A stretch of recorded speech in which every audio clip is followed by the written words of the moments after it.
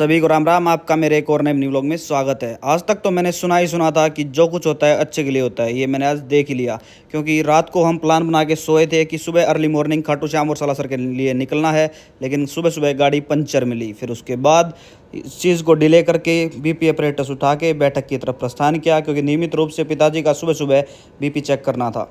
वहाँ पहुँचा तो पुत्री अपने दादू के साथ खेल रही थी। फिर उसके बाद नियमित रूप से आराम पाउच को अच्छे से हाथ पर लगाने के बाद बीपी मशीन को ऑन किया।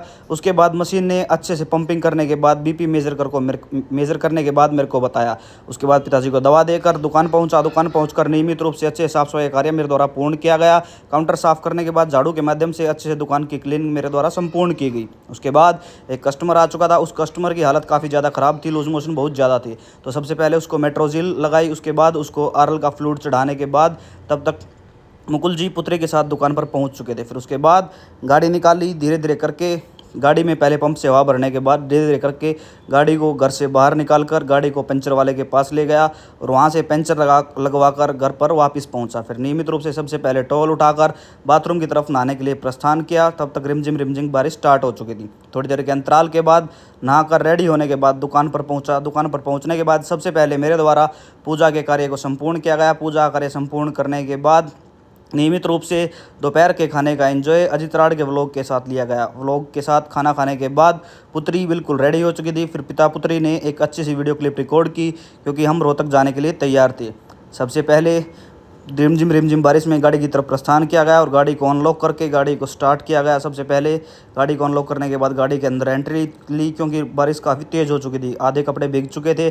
फिर धीरे से करके पहले गाड़ी को अच्छे से आराम से गेट किससे देखकर, क्योंकि गेट में जगह थोड़ी तंग है, पहले गाड़ी को रिवर्स करके घर से बाहर निकाला। उसके बाद रिमझिम बारिश में परिवार संग रोहतक की तरफ प्रस्थान किया। रास्ते में अच्छे सॉन्ग्स के साथ पुत्री अपने सॉन्ग्स को स्पेक्स लगा के यानी गॉगल्स लगा के अपने सफ़र का एंजॉय ले रही थी। फिर उसके बाद थोड़ी देर के अंतराल के बाद परिवार सहित मान हॉस्पिटल पहुँचे। ये देख सकते हैं, ये दृश्य मान हॉस्पिटल की लिफ्ट का था।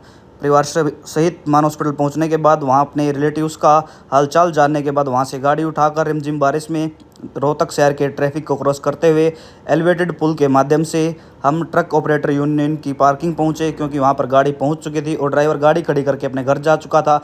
लेकिन गाड़ी के अंदर अनलोडिंग की स्लिप्स रह गई थी, यानी पहुँच रह गई थी। फिर पहुँच को लेकर वहाँ से कुरियर वाले की तरफ प्रस्थान किया। पहुँच को कुरियर कराने के बाद गाड़ी उठाकर परिवार सहित घर की तरफ प्रस्थान किया। थोड़ी देर के सफ़र के बाद परिवार सहित घर पहुंच चुके थे। तब तक एसजी दुकान पर मेरा वेट कर रहे थे। एसजी को अपनी भैया की कुछ दवाइयाँ लेनी थी, उसके पास डॉक्टर की प्रिस्क्रिप्शन थी। उसकी प्रिस्क्रिप्शन के हिसाब से सभी दवाइयाँ दुकान के रैक से लेकर डोज के अनुसार कटिंग करके सभी मेडिसिन की एक्सपायरी चेक करने के बाद एसजी को उनकी दवाइयाँ दी गई। फिर उनके पैसे एसजी को कैलकुलेट करने के बाद उनके पैसे बताए।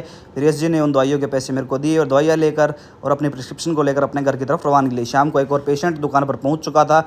इस पेशेंट की भी काफ़ी कंडीशन ख़राब थी। फिर उस पेशेंट को सबसे पहले मेट्रोजिल लगाई, आरएल लगाई। तब तक साहिल भैया दुकान पर पहुंच चुके थे। भौमिक जी भी वहीं थे और मुकुल जी भी शाम को अपने कार्य निपटाकर दुकान पर पहुंच चुके थे। आप देख सकते हैं हथिनी जैसे मुकुल जी के दांत। फिर थोड़ी देर के अंतराल के बाद एक और कस्टमर का दुकान पर आगमन हो चुका था। उस कस्टमर को दवाइयाँ न देकर उसकी कुछ उधारी पेंडिंग थी, डायरी से देखकर उसकी उधारी बताई। उन्होंने डिजिटल QR कोड स्कैन करके मेरी पेमेंट मेरे अकाउंट में ट्रांसफ़र कर दी। यह कार्य संपूर्ण करने के बाद कस्टमर अपनी सारी उधारी देने के बाद अपने गंतव्य की तरफ रवानगी ले चुका था। फिर मैंने उसकी उधारी की कलम डायरी से अच्छे से पढ़ने के बाद उसको कैंसिल किया, यानी नोट डाउन करके उसको कैंसिल किया।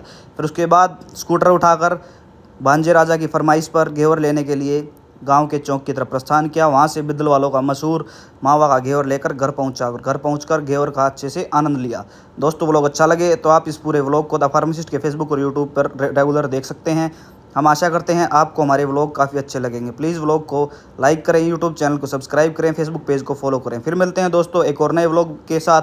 तब तक के लिए आप सभी का तहे दिल से धन्यवाद।